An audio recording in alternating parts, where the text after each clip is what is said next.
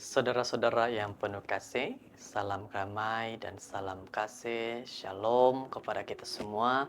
Puji syukur dengan Tuhan yang sudah begitu baik kepada kita, sehingga waktu ini sekali lagi kita berkumpul untuk merenungkan firman Tuhan. Kita berdoa. Tuhan, kami berdoa pada saat ini. Engkau berkatilah kami dengan firman ini sehingga kami dapat mengetahui apa nasihat Tuhan bagi diri masing-masing. Terima kasih penyertaan-Mu di dalam nama Yesus. Amin. Saudara-saudara, judul firman Tuhan pada kali ini, Kepasrahan, April 27. Ayat renungan kita di dalam Matius 19 ayat 26. Dan setiap orang yang karena namaku meninggalkan rumahnya, saudara laki-laki atau saudaranya perempuan, bapak atau ibunya, anak-anak atau ladangnya, akan menerima kembali 100 kali lipat dan akan memperoleh hidup yang kekal. Apa yang kita mengerti melalui firman Tuhan ataupun ayat yang diberikan kepada kita pada waktu ini? Sebuah cerita mengatakan Eric Liddell dilahirkan di Cina pada tahun 1902 oleh ibu bapa mubalik dari Scotland. Apabila dia hanya berumur 6 tahun, ibu bapanya mengantar dia dan abangnya ke sekolah Kristen di England, di mana dia lebih awal sudah menonjol dalam sukan dan dikenali sebagai lelaki terpantas di Scotland dan kemudiannya sebagai lelaki Scotland terbang. Ini adalah merupakan kisah daripada seorang yang bernama Eric. Dia bagaimana menjadi seorang yang terkenal karena suka dengan sukan. Pada tahun 1923 dia memecah rekor British untuk 100 dan juga 200 meter. Pada tahun 1924, dia menyertai sukan Olimpik musim panas di Paris dan memenangi pingat emas dalam perlombaan 400 meter dan pingat gangsa dalam perlombaan 200 meter. Jadi apa yang seterusnya berlaku kepada kehidupannya? Eric, kehidupannya memberikan inspirasi kepada film terkenal Chariots of Fire yang diarahkan oleh Hugh Hudson. Film ini memenangi 4 Academy Award pada tahun 1981. Lebih mengagumkan daripada pencapaiannya ialah kehidupan, pengorbanan, dan kepasrahan yang Eric pilih untuk menyebarkan Injil di Cina. Meninggalkan kejayaan sukan itu dan kerjaya yang menjanjikan, dia kembali bekerja sebagai mubalik dan guru di College Anglo Chinese. Saudara-saudara, kalau kita, bagaimana? Apakah kamu akan memilih menjadi pelayan Tuhan ataupun memilih menjadi seorang ahli sukan yang terkenal dan profesional? Mana yang kamu pergi? Dihadapkan dengan permulaan perang saudara di sana dan dia dipindah ke kem tahanan di mana dia mendapat tempat baru untuk berkhotbah. Namun keadaan kem yang teruk melemahkan kesehatannya sehingga selepas beberapa tahun dia meninggal dunia tanpa perubatan atau bantuan perubatan. Jadi Eric pada tahun 2008 sempena Sukan Olimpik Beijing kerajaan Cina mendedahkan bahwa Eric Liddell berpeluang dibebaskan dari penjara hasil perjanjian dengan kerajaan British.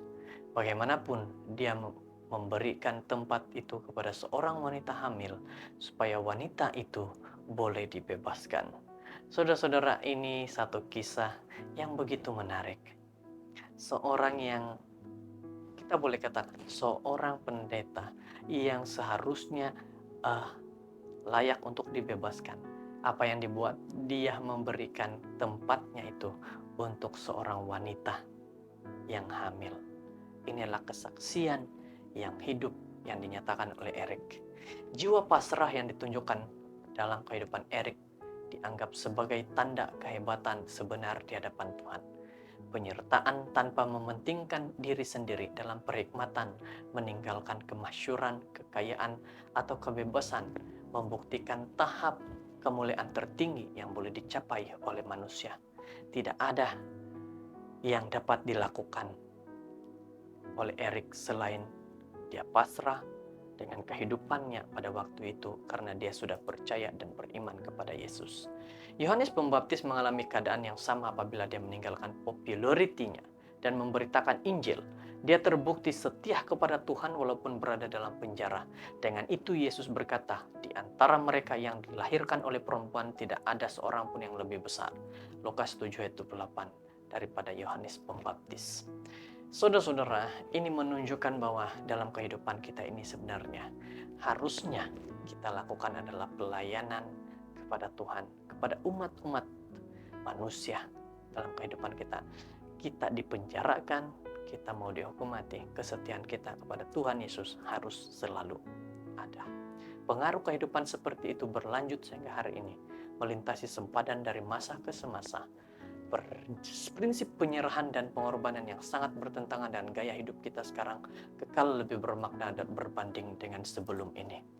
Jadi pengaruh kehidupan seperti itu bersinar di kalangan murid-murid Tuhan kepada siapa dia menawarkan janji yang indah ini. Mereka akan menerima 100 kali lebih banyak dan akan mewarisi hidup yang kekal. Ini bermaksud hiduplah bersama dengan Yesus. Maka kamu serahkan segala sesuatu kepada Tuhan dan datang kepada Dia. Maka kamu akan mendapat lebih banyak berkat lagi. Semoga apapun kita dengar, nasihat firman Tuhan hari ini semuanya memberikan kekuatan dalam pelayanan kita kepada Tuhan Yesus. Kita berdoa. Tuhan, terima kasih atas firman-Mu, nasihat-Mu, dan kemurahan-Mu.